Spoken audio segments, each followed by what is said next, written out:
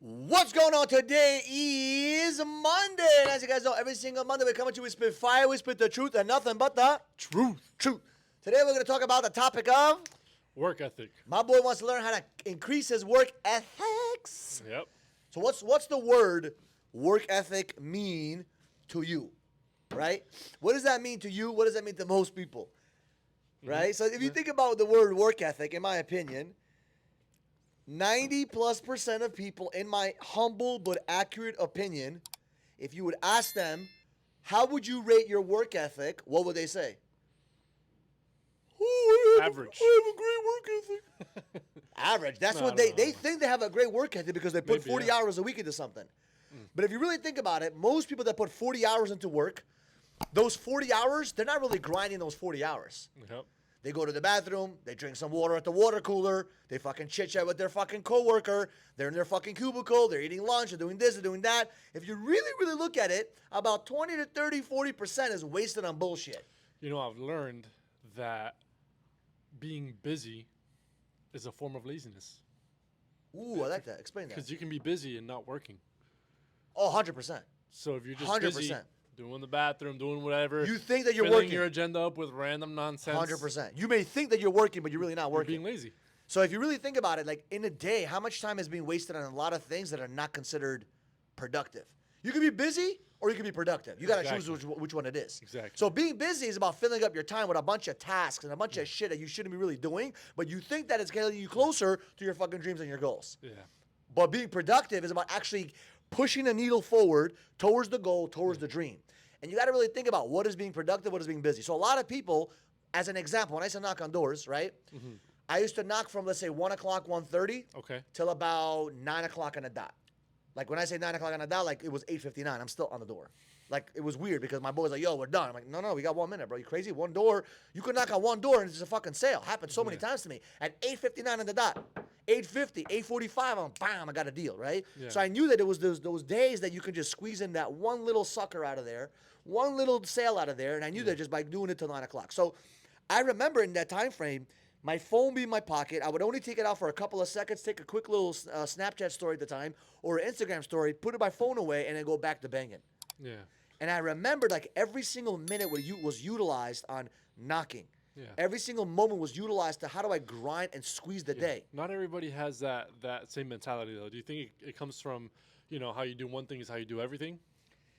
Maybe. from your I mean, I'm a very experience? obsessive individual. So for me, it's like I'm just so zoned in. I can get easily distracted. Like my computer, I just realized that actually a few days ago. I'm on my computer. I got a bunch of tabs open. So like I have one screen that's for like my business, one screen for real estate, one screen for education, Yeah. one screen for all my money and my market, all that stuff. So if I go into that screen by accident into the money market, whoop, I'm sucked into that for 20 minutes. So I realized that I got to be very careful. And also with tabs, right? I have Yeah. different tabs. I got like 50 tabs open for different things. And sometimes you get sucked into those things. Absolutely. So I realized, and I realized what I need to do is just put a list of things I need to do for that day, bang, bang, bang, and just execute. Bang, bang, bang, and then execute. And that usually helps because when you just like, I got to get this done and nothing else matters, just do that little thing, it usually works out for me. Yeah. But I get distracted, right? Yeah. That's why I don't have no notifications. Listen, my Instagram, my TikTok, my social medias have 0 notifications. Yeah. So Why? you would say then a tip for sure for the people out there is limit distractions being one of them. I mean, it's very easy to say that, but yes, you got to get good at Right. limiting distractions. But for me, how I limited my distractions, for example, I get messages and DMs and all kinds of shit all day.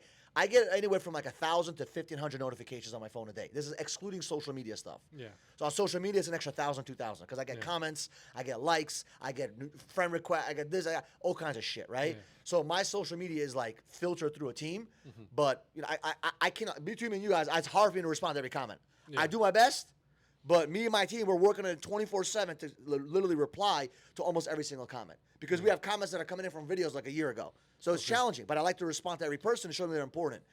But it's to me, I eliminate my distractions by simply saying, okay, ding, ding, ding, ding, ding, ding, ding, ding. It's not really worth it. Like I have Slack, I have Telegram, I have WhatsApp, I got emails. I mean, throughout a day, you get over 1,000 notifications. It can get really distracting.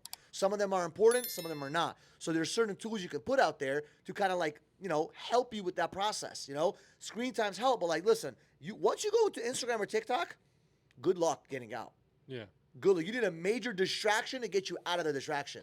Yeah, you can get caught up scrolling all day on that. I mean, for and sure. listen, I'm a victim happens to to that. all of I'm, us, I'm a yeah. victim to it. I'm a victim, and I do it because I need to understand what's going on in the social media world. No, absolutely. I need to understand what's going out there, the Yeah. memes, the stories, Yeah. the situations, the new trends that are coming out, because it Yeah. helps me as a course. content creator. Yep, I But if agree. I had no business being on social media, like if I had not, I wouldn't waste my time. Yeah. There's I a lot of agree. entertainment there, but I Yeah. also get a lot of knowledge and education. Like I got an Yeah. idea. Like I just texted you last night at 2 in the morning. What time did I text you?